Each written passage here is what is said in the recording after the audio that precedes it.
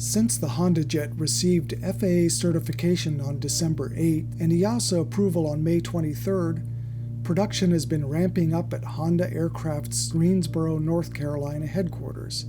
The factory had delivered 12 HondaJets as of mid-June, and the production rate was on its way to reaching about 3 per month, the target for the rest of 2016. On May 12th, I had the chance to log my first flight in the HondaJet. The day's activities began with an introduction to the new light jet in Flight Safety International's Level D HondaJet simulator. This proved to be an excellent way to prepare for the flight and get familiar with the HondaJet's Garmin G3000-based flight deck. Tim Frazier, Honda Aircraft demo pilot and manager of corporate flight operations, put me in the left seat and had me run all the checklists from dark cockpit to ready to fly, as if I were a single pilot learning to fly my new jet. The checklists are surprisingly simple, and they perfectly match the cockpit layout, which is superbly designed to enhance single pilot safety and efficiency.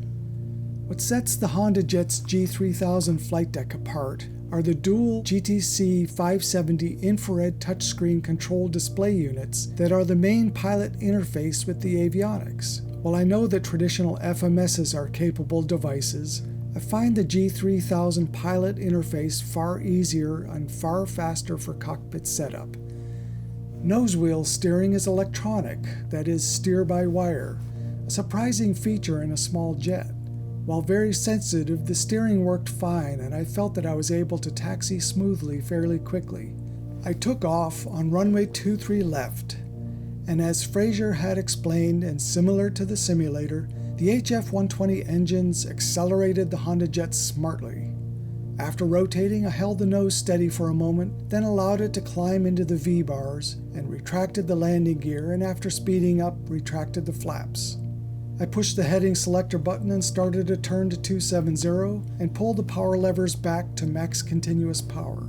Climbing through 3,000 feet at ISA plus 11 degrees centigrade, the HondaJet zoomed up at nearly 4,000 feet per minute, and I had to pull the power back about halfway to keep the speed down for our first level off at 5,000 feet.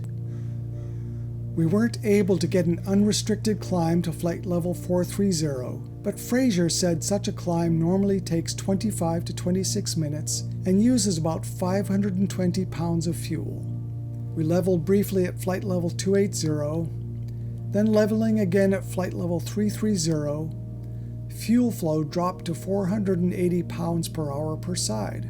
After accelerating with max continuous thrust still set, speed topped out at 423 knots true airspeed and Mach 0.72. This was 3 knots faster than Honda Aircraft's previously published maximum speed. Resuming the climb, we saw 2,000 feet per minute through flight level 410, then leveled at flight level 430 at ISA minus 9 degrees centigrade. Fuel flow dropped to just 300 pounds per hour per engine, and cabin altitude maxed out at 8,000 feet. On the way back to Greensboro, we diverted to Shiloh for some air work. I slowed the HondaJet to 200 knots, VFR at 4,500 feet, and flew a left and a right steep turn, then a clean and a dirty stall. Just a stick shaker, then recovered. Even with just a short amount of time hand flying, I felt completely comfortable in the HondaJet. The stalls were very straightforward, with quick recovery and rapid spool-up of the HF-120 engines.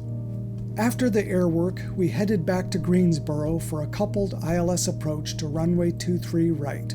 The Garmin autopilot smoothly captured the localizer and glide slope, and all I had to do was deploy approach flaps, then landing gear at glide slope about 1 dot up, then full flaps at glide slope intercept. I clicked off the autopilot at about 300 feet and tracked down to the touchdown point for a clean but solid landing in a 7-knot, nearly direct crosswind. Not as smooth as in the simulator, but still satisfactory. Frazier reset the flaps and I added power for a touch and go and took off and flew a right pattern back to runway 23 right. The second landing was slightly smoother. Overall, I truly enjoyed flying the HondaJet. It is comfortable, handles solidly, and a lot like a larger jet. It is well designed for safe single pilot operation.